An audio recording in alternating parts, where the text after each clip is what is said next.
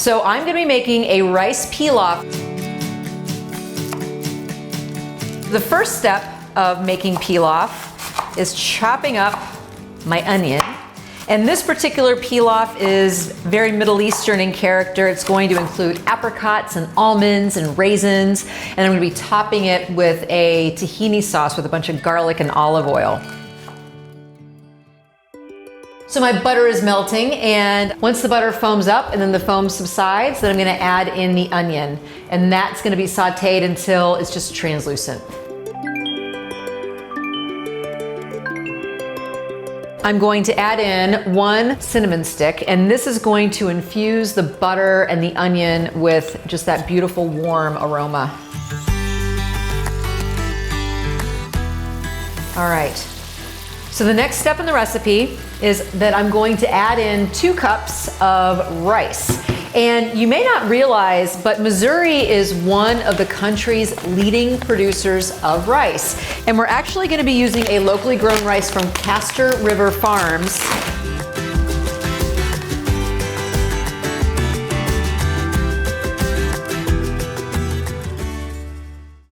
Next, I'm going to chop up my almonds, and I have my raisins and my apricots. So we're looking at about 1/2 cup of almonds, 1/8 cup of the raisins, and then 1/8 cup of chopped apricots. All right, in go our fruits and our nuts. So just gonna stir to combine this. If you remember, we have 2 cups of rice, and so I'm going to put in 2 2/3-ish cups of water, and then turmeric.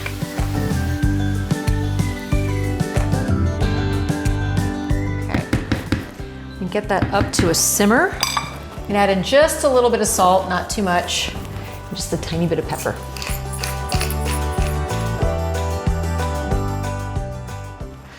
All right, as you can see, my rice is off of the stove, and I am going to make my tahini sauce. The first ingredient, obviously, is tahini paste. And kind of like how peanut butter is just ground up peanuts, tahini paste is just ground up sesame seeds. So I'm gonna put a good amount in my bowl. All right, I'm adding, obviously, some fresh lemon juice to my tahini paste.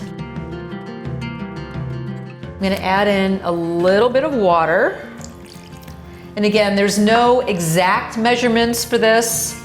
You really kind of have to just feel it out. But if you are looking for the recipe, just head to feastmagazine.com. All of it is there on the website.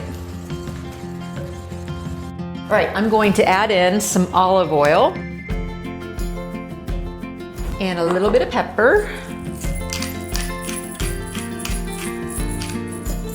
A tiny bit of salt. I don't want to taste the salt. I really want it just to barely enhance the flavor of the tahini. And I'm gonna add in a couple of garlic cloves.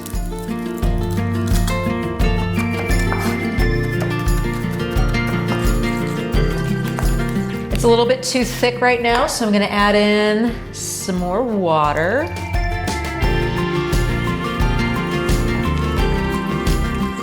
Beautiful.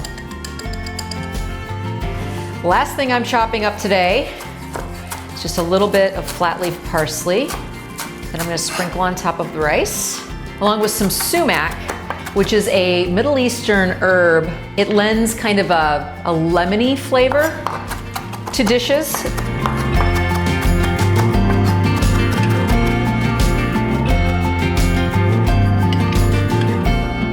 And now, the big reveal. It smells wonderful. The sweetness of the cinnamon and the raisins and the apricots, it comes through so beautifully. So I'm just gonna mound a whole bunch of it on this plate.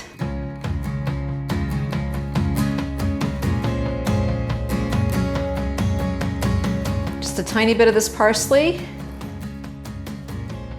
This wonderful lemony sumac. And then our beautiful tahini. Gorgeous. This would be great with kebabs or some sort of a grilled chicken. Be a wonderful match.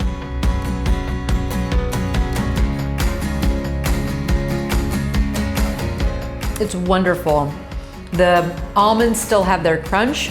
You have the sweetness of all that wonderful fruit, and the tahini just adds that little bit of bitterness, and the lemon and the tahini adds a bright character to the dish. It's lovely, and all made with local rice. So thank you for joining me in this best of episode, and I will see you next time.